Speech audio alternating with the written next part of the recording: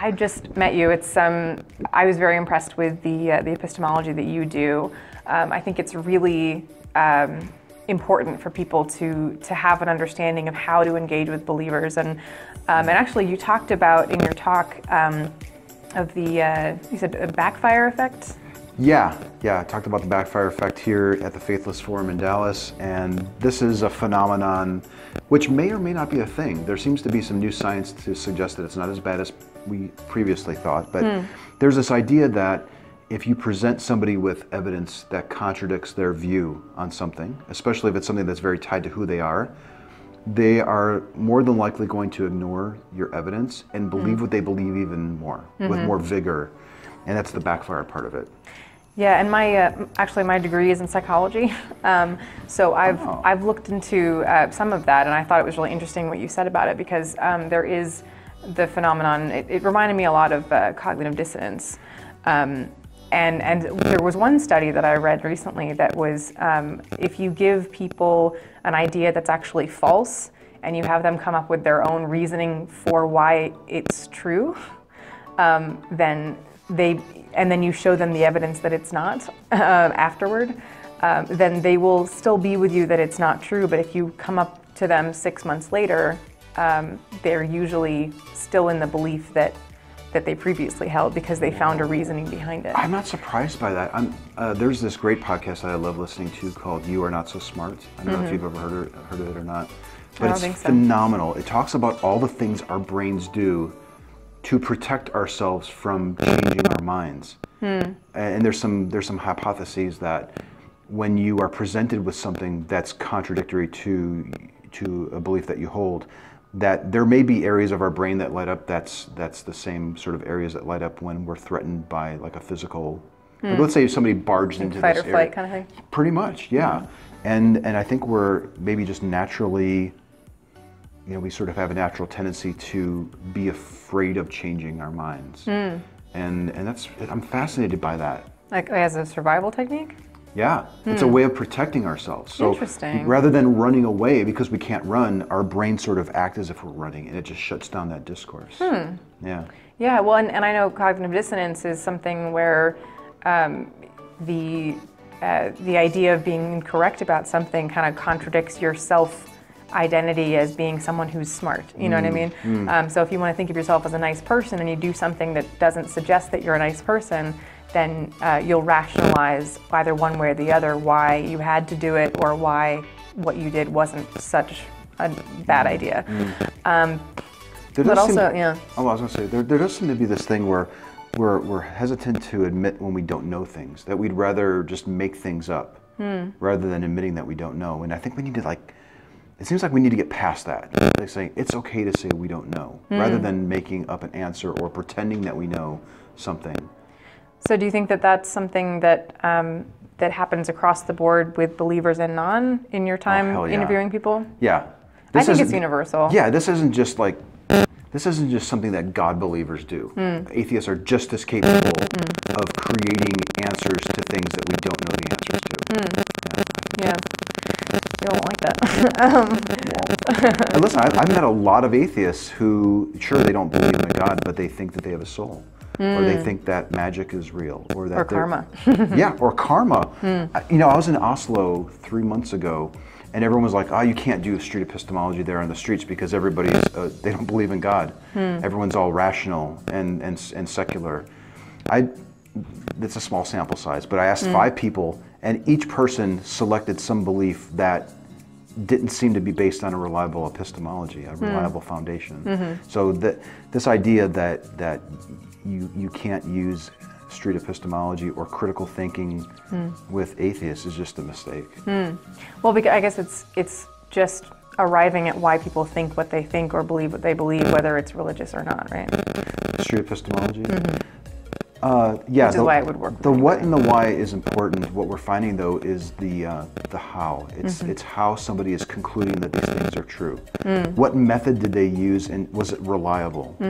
If you focus your questioning on that, you're probably finding yourself doing more street epistemology. And those how type of questions are very difficult for people to answer. Yeah. It's hard to even formulate a how question, but once you do, it's more difficult, I think, to answer it. A lot of people realize that they have these beliefs, but they very rarely give a lot of time to thinking, did I base that belief on a solid foundation? So what's the difference between epistemology and counter-apologetics? Okay, so that's a great question.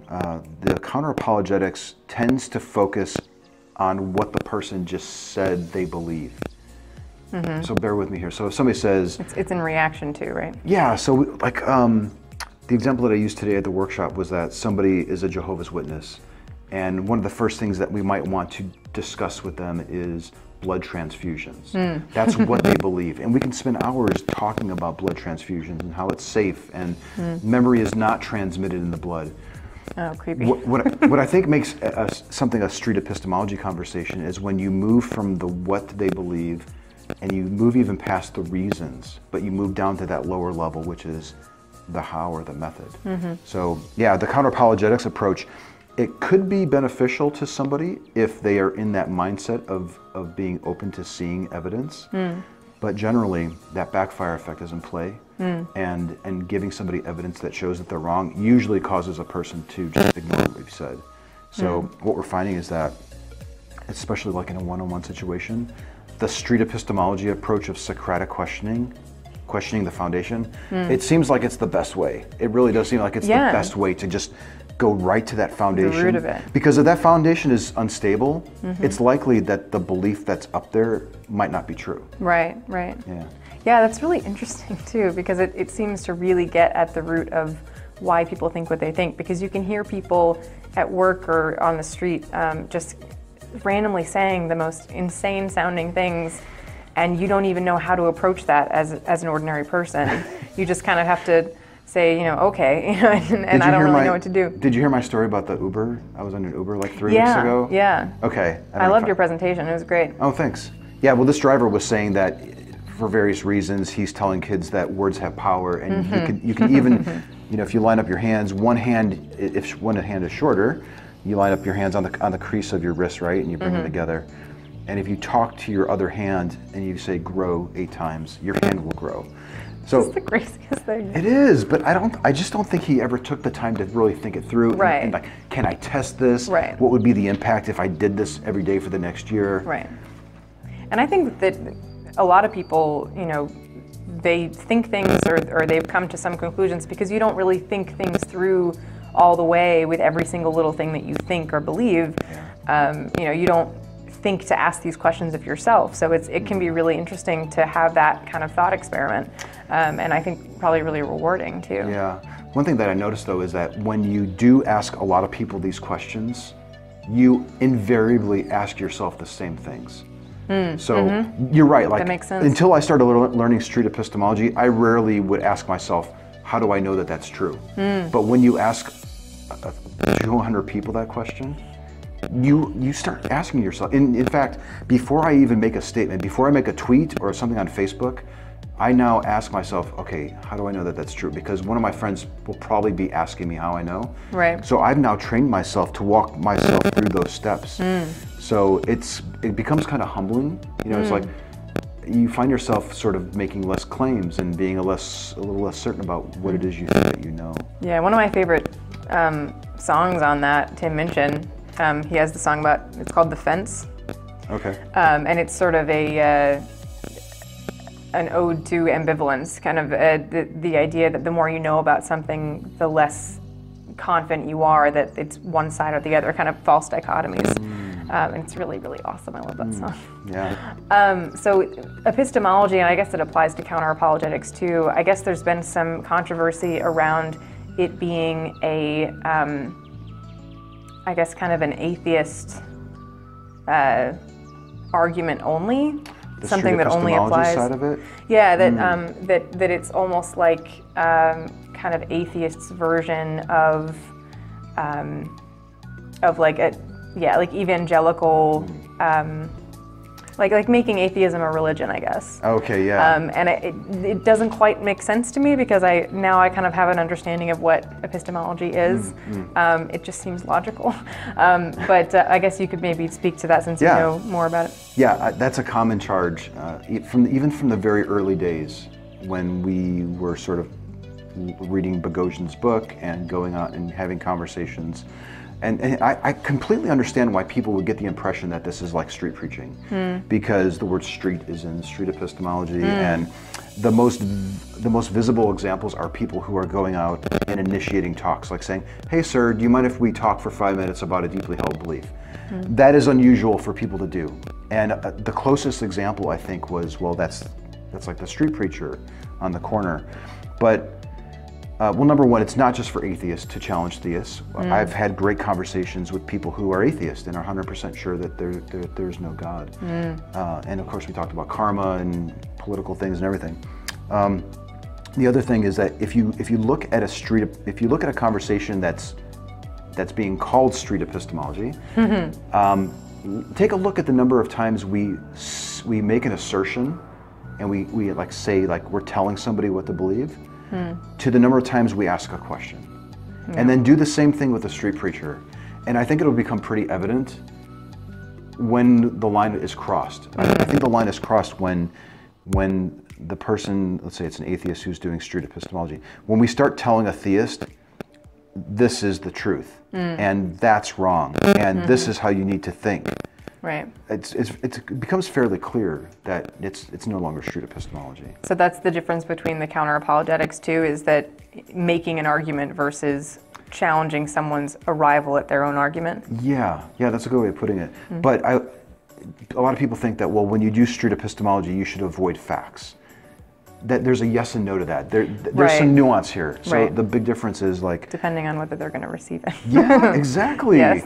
Because there are some people who are ready for evidence, and it would be foolish not to give somebody evidence if they were ready for it. Right. So SE, street epistemology, is really good for like gauging where a person is. Are they ready for evidence, or do I need to probe them with more questions to see is their belief based on evidence?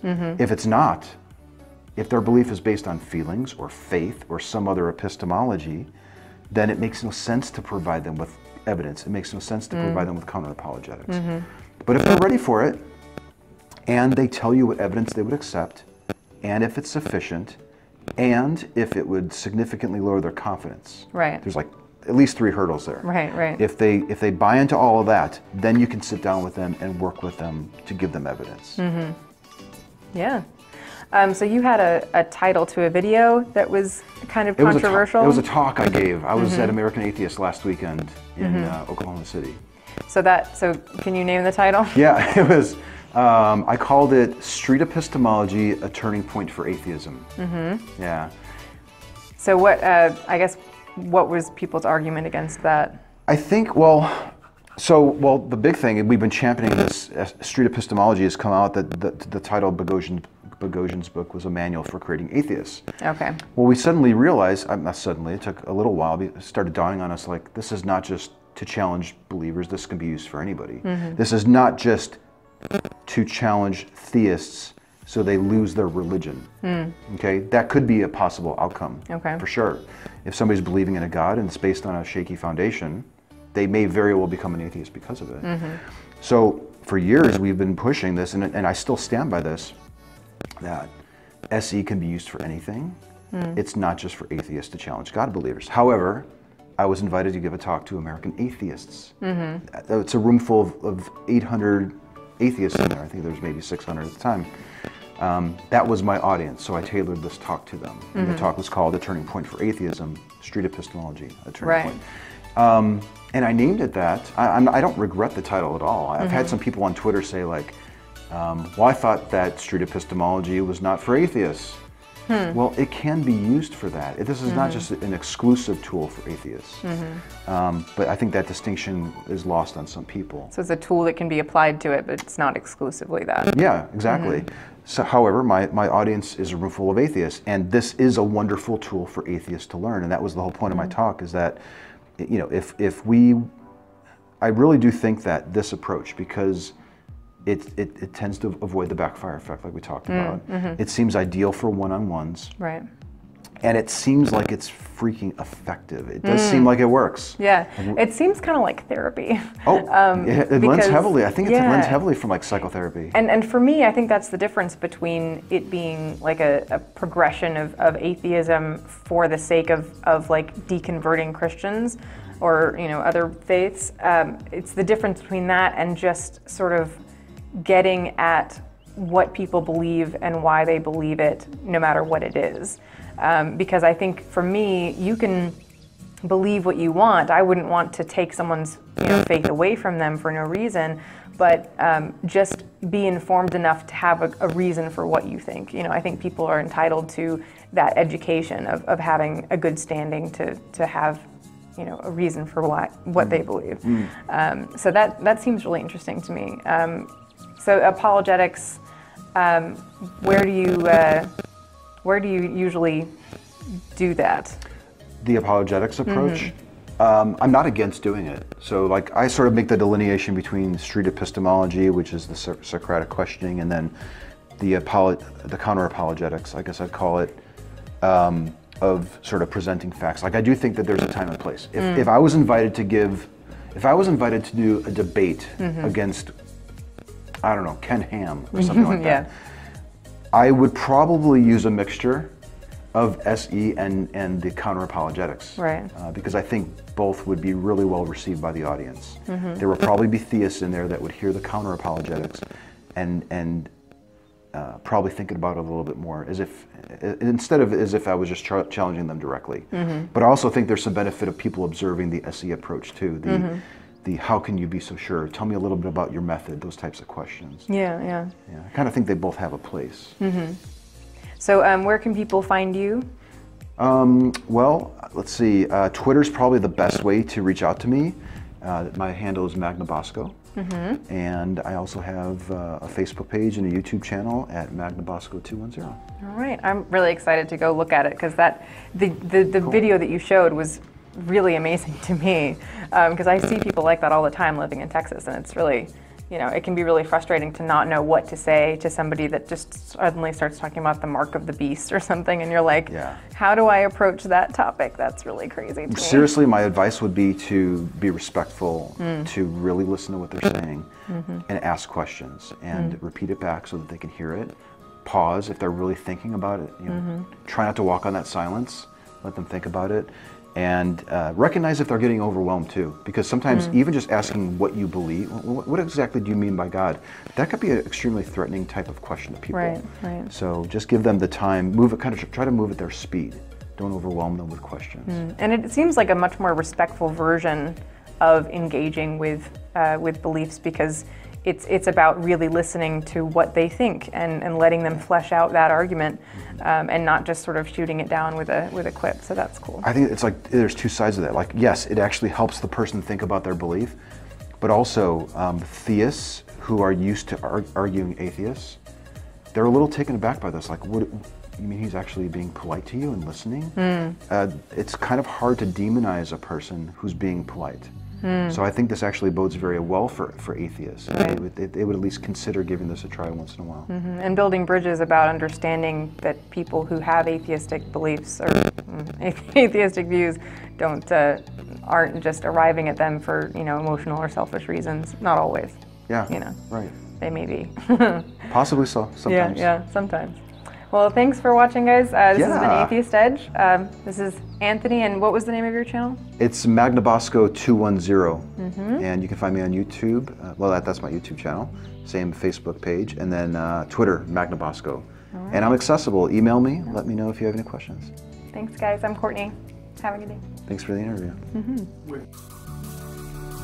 Atheist Edge. Walking the edge of what some consider offensive.